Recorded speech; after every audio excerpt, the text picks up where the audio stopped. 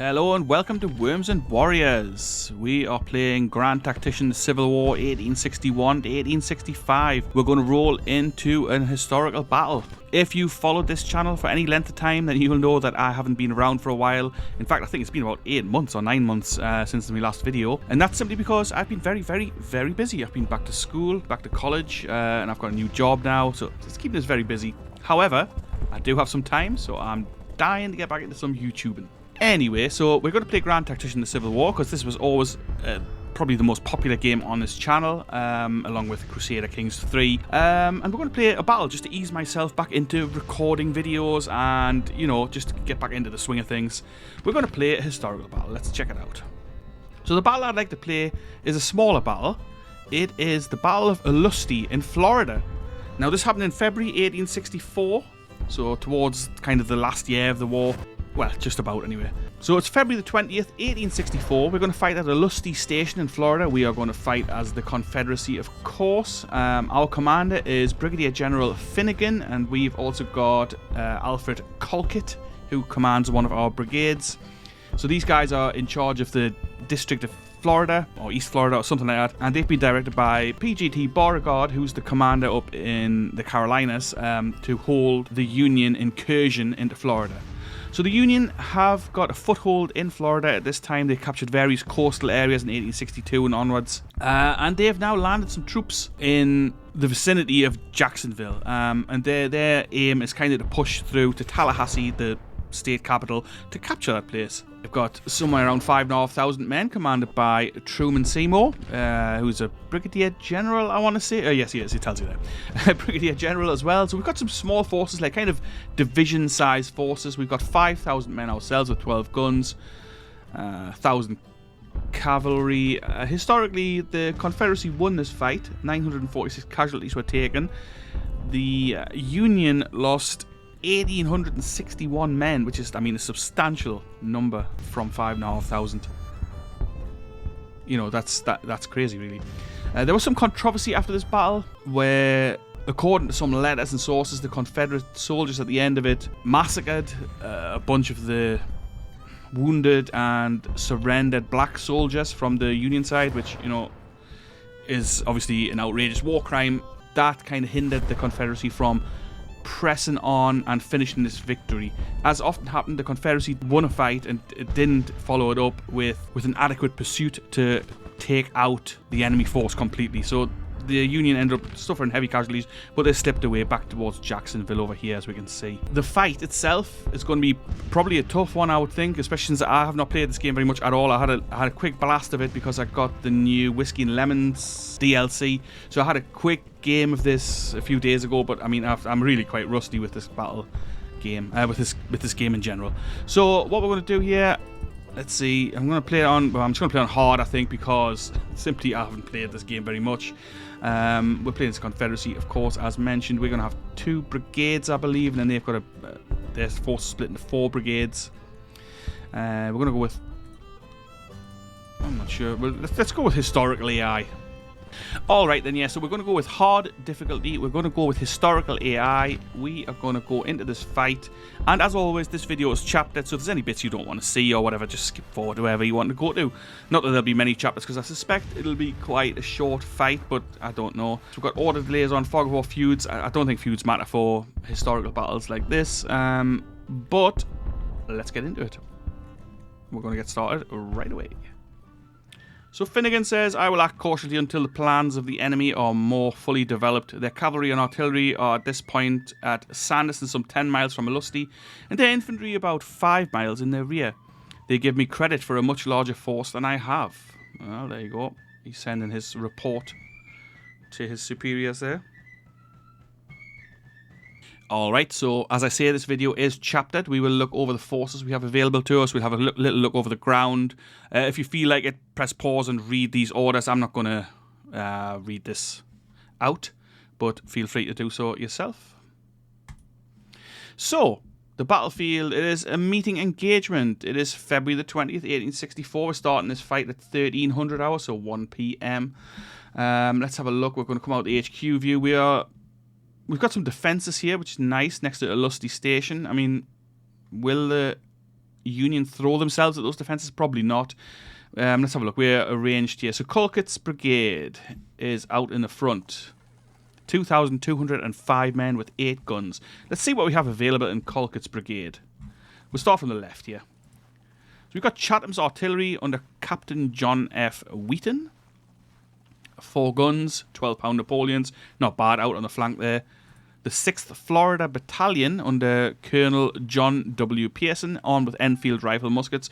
So, I mean, I'm assuming the armament will be fairly decent at this stage of the war, with it being 64. Who else we got here? So the little star on here, just in case you don't know, it denotes the experience of the unit. So the 6th Florida Battalion is not experienced. I presume they're probably conscripts or so. I don't know if there's some way to tell that on here. Well, training regular, I don't know. They haven't seen much combat anyway. 23rd Georgia under Colonel Huggins. 2 stars for these guys. So battle experience. These guys have seen some fighting. The 6th Georgia under Lofton. Again, 2 stars for those guys. Gamble's artillery under Captain Robert H. Gamble. That's 6-pound field guns. I mean, not amazing, but hopefully we can get them in close and do some pounding with some canister or whatever we can get into them.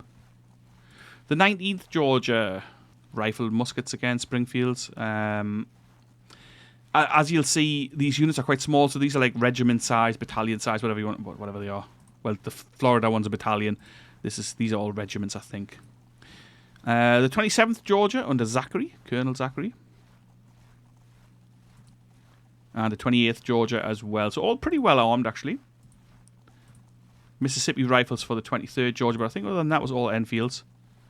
Springfield rifle musket as well, which is not that much different to the Enfield, if I'm being honest. It'll do a similar sort of job in this fight. So let's have a look at the other brigade. This is commanded by Colonel George P. Harrison. And Harrison's brigade consists of the 1st Georgia Regulars under Henry Cannon.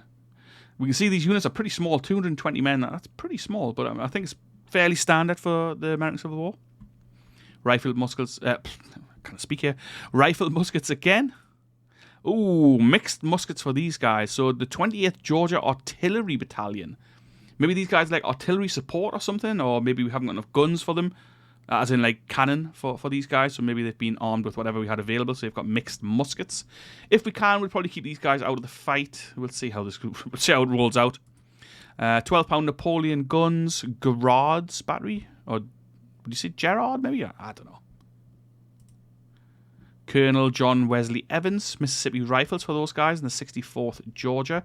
That's quite a large regiment. 670 men. Inexperienced. A lot of these guys are inexperienced, so the first brigade we looked at was a bit more experienced. So these guys all got like 1 star or no stars, except for the 1st Georgia. The 32nd Georgia, 525 men under Washington T. Holland, Mississippi Rifles. So the Mississippi Rifle has a slower rate of fire, but it does have a longer range. And I believe they're better at melee. So let's have a little look here, because it comes with a sword bayonet. Yeah, that's right. Whereas, like the normal rifle muskets, that's pretty good, actually, strong. So it's the same. It's probably the same as them. Another Enfield rifle musket armed battalion. This is the 1st Florida Battalion. So we've got 2 battalions from Florida. The rest all seem to be from Georgia, as far as I can see. Yeah, I don't know about the artillery, but the infantry is mostly from Georgia, with a handful from Florida. So then we've got Smith's Cavalry Brigade in the rear, 650 men, so a small force here. Let's have a look at these guys. We've got the 2nd Florida Cavalry armed with Frank Wesson carbines. 200 of those guys. We'll probably use the cavalry more as like a morale boost rather than a fighting force. Probably. I mean, I'll see how this develops. What else we got here? Enfield musketoon armed 4th Georgia Cavalry and Colonel G.W. Scott with the 5th Florida Cavalry, again armed with the Enfield musketoon. Enfield musketoon is a decent weapon, has decent range, decent firing rate, so maybe we can use these guys in a stand-up fight. But if we do, we do. So, in terms of the battle plan, Finegan himself, he's here. That's Finegan down there. District of East Florida. That's what we've got here. We're going to use Colquitt's brigade to start with, because these are our more experienced troops, and if we can absorb some of the Union attack, well, hopefully it'll come to an attack, we'll try and absorb the attack with this more experienced brigade, and then we'll bring up reserves from the other brigade, from Harrison's brigade, and push on from there. Yeah, so that's the basic plan. However, you know what they say about plans, and best laid plans at that, they don't usually work out, especially mine. So I am open to possibly losing this fight, since, like I say, I haven't played this for a long time. But let's get into it. Let's get started. I'm going to press play here. It's 1300 hours on the 20th of February, 1864, and we're going to roll into this fight with Colquitt's brigade and Harrison's brigade under Brigadier General Finegan and our Confederate troops. Let's go. So these guys are just kind of getting in position. The first thing I want to do, actually, I've seen this fence, right? So we want to utilize this fence. So I think what we'll do, I'm going to pop the 28th Georgia from the second line deployment onto the right side of this fence. And the 6th Georgia is going to take up position just here. So we're going to move our right flanked troops onto this fence. So what I then want to go and do, I want to move Zachary's 27th Georgia up into this gap. So we've got a kind of a line that's going to snake along this fence. I'm going to leave the guns where they are. I don't know how effective they're going to be with the trees and the men in the way, but we'll see. Let's see if the Union comes for us to start with, and then we'll adapt our plans as necessary. What I will do, though, I'm going to move Harrison's men up from this defensive position, I think, or maybe not yet. I will move the cavalry up, though. Let's move the cavalry up into a supporting role. Let's move Finegan up a little bit as well. He can move up past this stream, the Olustee Creek. Let's speed things along while we're waiting to see what the Union does. Let's just get this moving. So our boys are moving into position here, onto the fence, nice. And we can see our first Union forces arriving. It's the 7th Connecticut from Hawley's Brigade, District of Florida. 300 men, so they are coming under artillery fire already, which is nice, from our 12-pounders and the 6-pounders, actually, so that's nice. Let's move the 23rd Georgia up into this gap. So we've got a nice little snaking line. I'm holding the 19th Georgia in reserve here for now.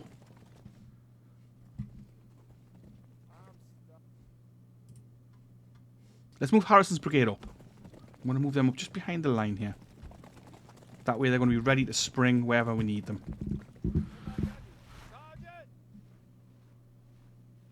So what are these guys doing? They're just kind of not doing a whole lot. Coming forward onto this fence, maybe. So let's see if we can't send out some skirmishers and get them coming into us. If we can provoke them to come and attack us, that would be awesome. Especially if they come in piecemeal. As in, like, one unit at a time. I mean, I know you know what piecemeal means, I'm sure. Let's get some skirmishers out. It'll also get us a bit of a look at what's going on.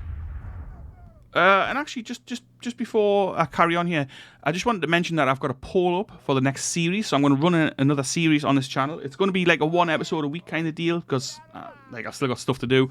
But there's a few options to choose from. So we've got either Grand Tactician: The Civil War, a CSA campaign. I know most of you guys like to watch the CSA campaigns more than the federal campaigns. But if you do want a federal campaign, let me know. We could play Manor Lords. It's a game I've been playing recently. I've done about 10-12 hours, so I'm still in the infancy of learning that game, but I'm enjoying it. Or we could go back to Crusader Kings 3, which is another game I enjoy playing, or there's an option for something else if you can think of anything you think might be nice to watch. So the Union are being very cautious here. I guess probably because they don't really know what we have in terms of numbers and dispositions. So Harrison's brigade is coming up. Finegan has arrived up here. Let's move him up a little bit further. I think we can have him like kind of behind the line. It'll give us a boost, like a commander boost. I was hoping we'd be in range to hit these guys, but we're not.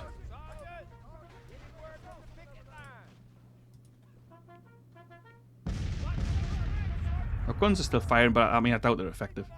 No, we've hit nobody. They've gone to ground.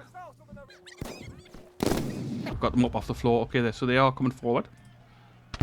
Maybe our little ruse is working to get these guys to pull in. So what we'll do, we'll not take too many casualties. If we need to, we'll pull our skirmishers out of there.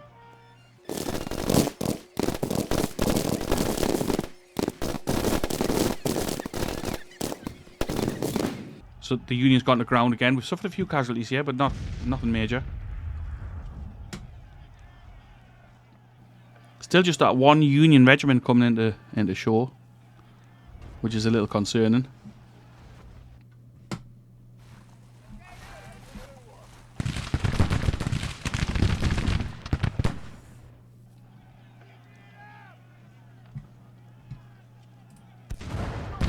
Ah, here's some more. The 7th New Hampshire, 650 men. Possibly that's what these Connecticut boys were waiting for, to get some reinforcements before they press on, but they are taking casualties. I'm quite contentious to sit here and let them do that. Here's another regiment, the 8th USCT Colored Troops.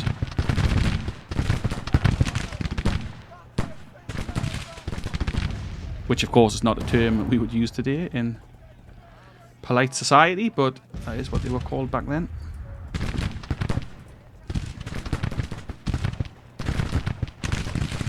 Again, I'm contentious to keep firing into these. I mean, they're taking casualties, a few. I know it is eating the clock down. We've been into the fight about an hour.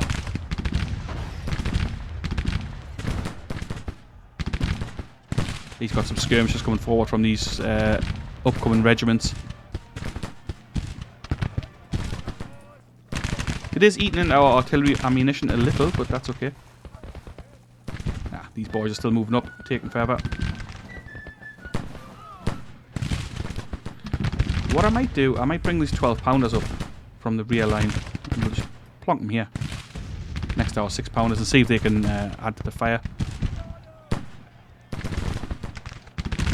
Ah, so we're taking some return fire from their skirmishers, taking some more casualties.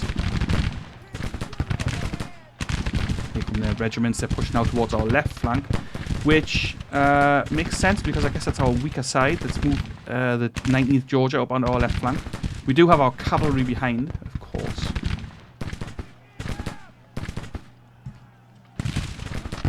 Yeah, let's pull those skirmishers back in, because we are not going to win those fights when they have whole regiments coming up.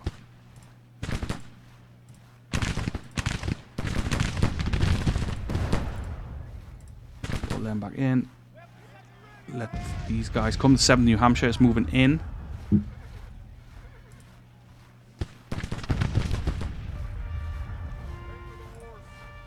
I've taken a handful of casualties, but so have they. 11 for us, 40 for them.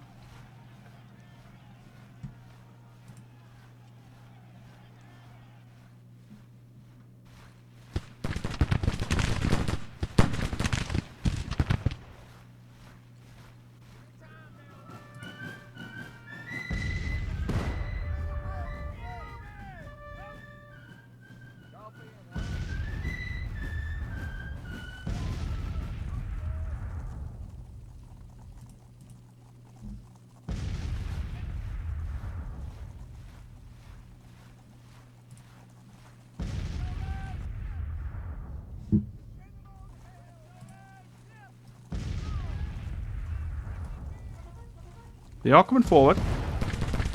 That suits us. They've come into range of our Mississippi rifles. We are going to advance a bit, because if we can overwhelm single units of their infantry, we will happily do that. So we are taking heavy casualties there in the 6th Georgia. However, we do have artillery support hitting them, and several regiments firing in.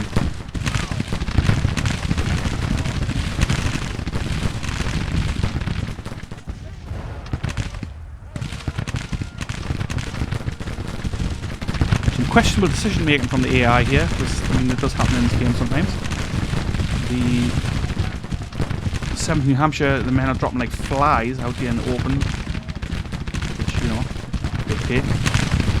Let's move in the 19th Georgia a little closer for a bit more close range fire.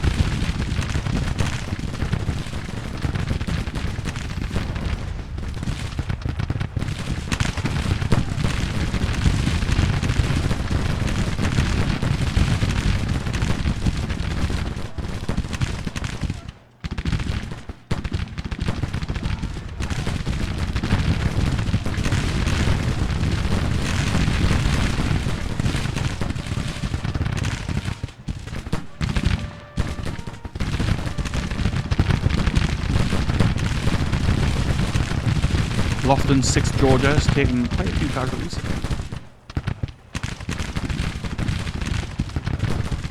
Move the 27th forward a little, hopefully get them into some firing range.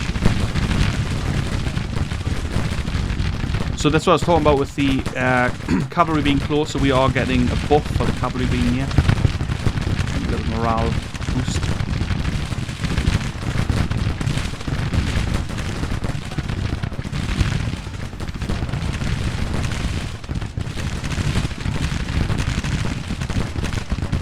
And 7th New Hampshire is just standing here taking punishment. I mean, how does this make any sense from the AI's point of view?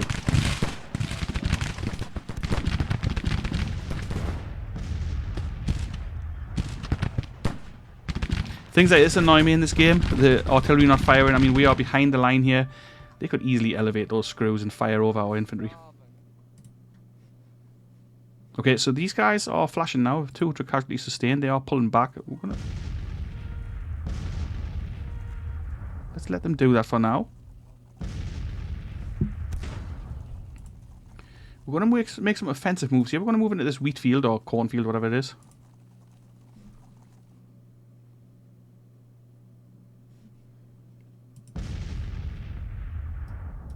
I'm going to start moving Harrison's boys forward a little. Because I feel like we are going to have to take the offensive here because the AI is not doing it. So we're going to concentrate some of these troops on our left flank. While maintaining a reserve, of course. So 7th New Hampshire's taking a real battering. 200 casualties.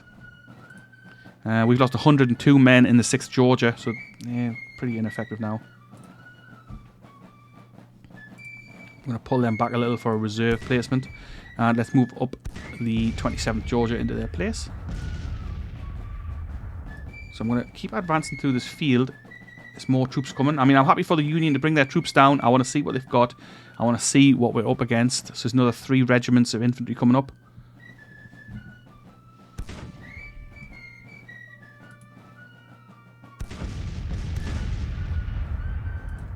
It's now 3 PM, so we've been fighting for 2 hours. The Union is moving in.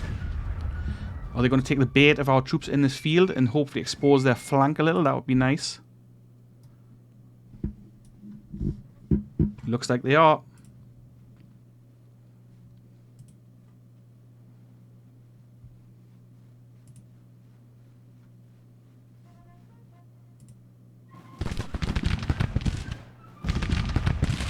Yes, nice. Excellent. So they are coming in here. The 8th US Colour Troops. If we can smash these guys, that would be nice. Going to move forward with the 6th Florida Battalion to take them in the flank again.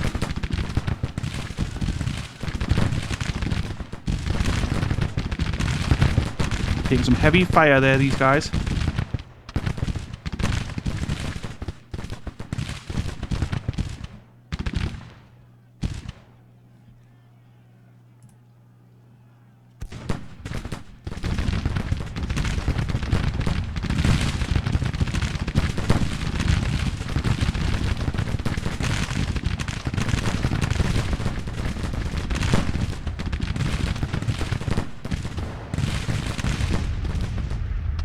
Keep it up. They are wavering.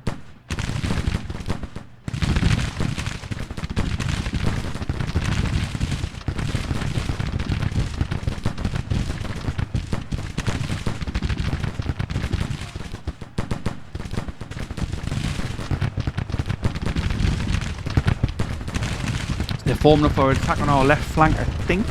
But I feel pretty secure with that. We've got our men snaking up here. 19th Georgia's there, and the 64th Georgia is moving into position.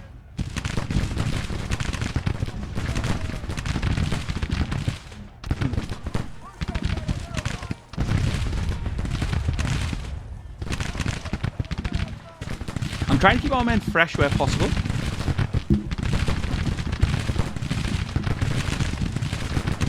And I also noticed we haven't got that much ammunition, so it's something to bear in mind. Oh, nice, we've broken the 8th US Colour Troops. The 7th New Hampshire is back in the fight as well. You'll recall they were the first unit that were engaged. Took some heavy casualties.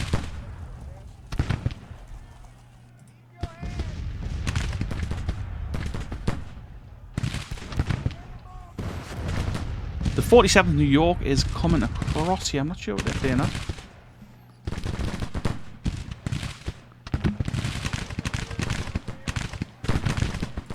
I moved the 12-pound Napoleons up a little bit, so they've got a bit of firing going on. I'm not sure exactly where they're shooting. Here they come. The 47th New York are coming in. So these guys are a bit more experienced as well. 2 stars for those.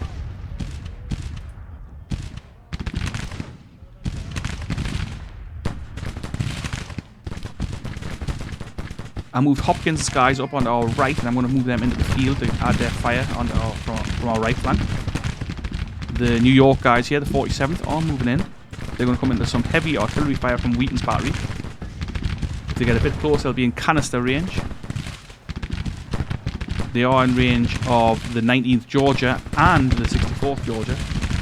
But we have got the 48th New York coming down as well, so that's something to be aware of. We've got cannon boys in reserve here. That is the 1st Georgia Regulars. And the 28th Georgia is also moving into position on our far left flank here.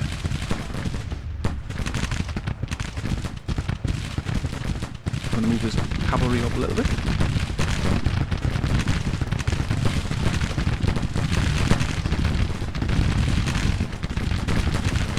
Okay, so if we can swat the 7th New Hampshire away, that's going to open up their flank, their left flank, so our right side. However, I'm not sure exactly how to do this. I'm trying to maintain a reserve, you see, so I always like to keep these battles kind of realistic. Like how a commander might fight them in real. Or as close to that as you can get in this game. Okay, so the 27th Georgia, they are going to move up now. I'm going to move them up. And in this place, we're going to move the 6th Georgia back up. We took a bit of a battering in the first fight. So here we go. The 40th New York has moved into position here. They are going to take a bit of a battering. The 28th Georgia Artillery Battalion is here with their mixed muskets, which, I mean, by this stage of the war, really, really out of date. Leaving a few casualties at this fence line, look. A few dead Confederates. Quite a lot of dead Union guys scattered around the place as well. Must be disheartening for the 6th Georgia to come back and take its place where all the dead friends are lying on the ground. 102 of those guys dead. Ah, nice. So the 7th New Hampshire is broken, so we're going to continue sweeping on along from our right flank. So let's push these boys forward. We've got the 28th going forward. We've got the 1st Florida Battalion going forward. We've got Zachary's Battalion, the 28th Georgia Regiment, pushing forward.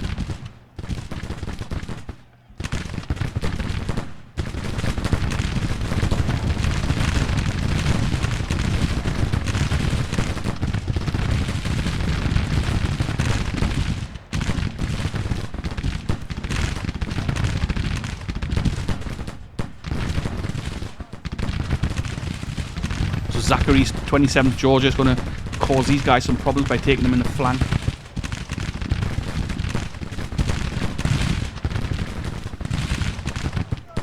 .1530, we've been fighting for a while now.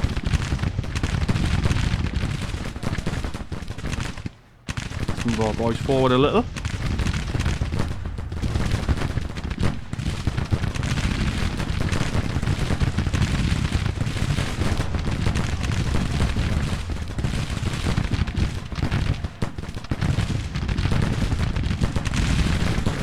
Move some cavalry, the 2nd Florida, onto their rear.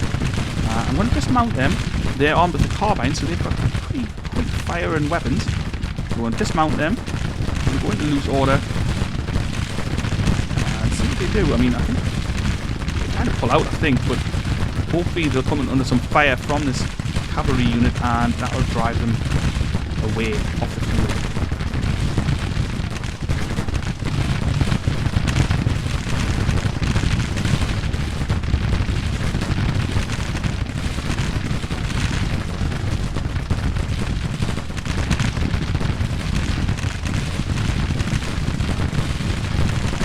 From the 54th Massachusetts. I believe those are the guys from the movie Glory, if I remember correctly. Oh, here come their cavalry coming in. Got to keep an eye on what the 54th is doing as well. They're probably going to press down on our flank, I would imagine. Heavy fighting here. That's what I'm trying to do, actually.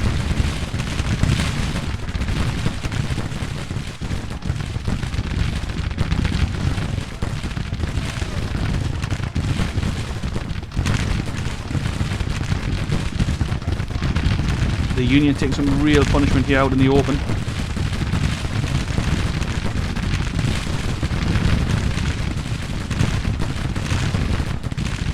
I'm just going to shift the 32nd Georgia onto our right flank in case these boys come down, so they're going to go onto this fence line and move up if they need to.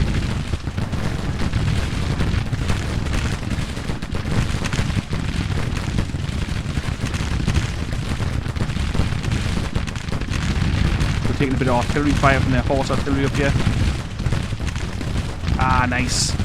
So we can now continue sweeping around onto the Union flank here, and that's going to give them all kinds of problems.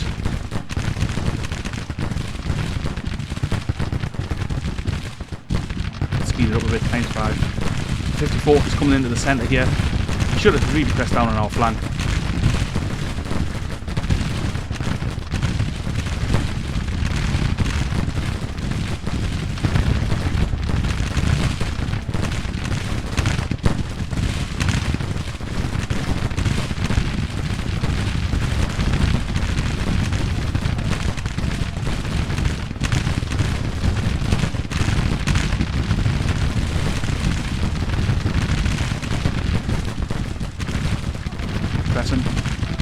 We can drive them back, so they're kind of forming on themselves here.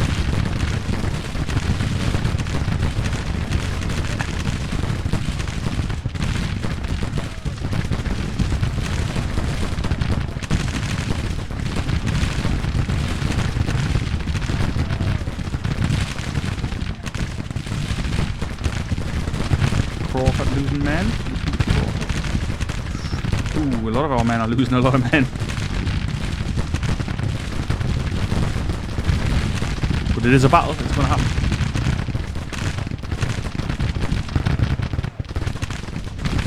Oh, there we go. That was Crawford on our far right flank there. But we did move up Holland and his troops, so we're going to have a fresh regiment coming up there to take their place. Let's move these boys back. Weapons are too poor.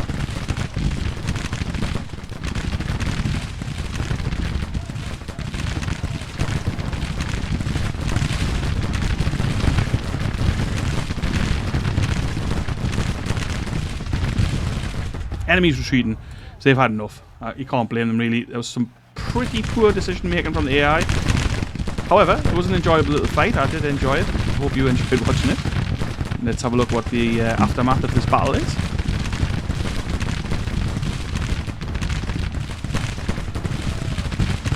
Just going to speed it up. I mean, it's just a mock up actually.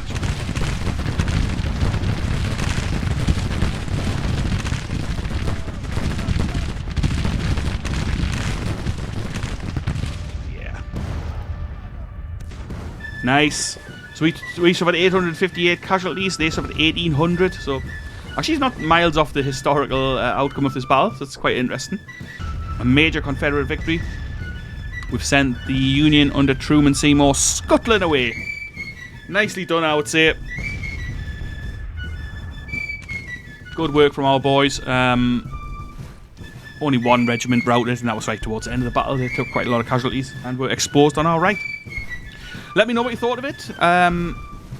If you're new here, hit that subscribe button if you like this kind of content. There'll be more of it. We do some historical work in here. Historical content.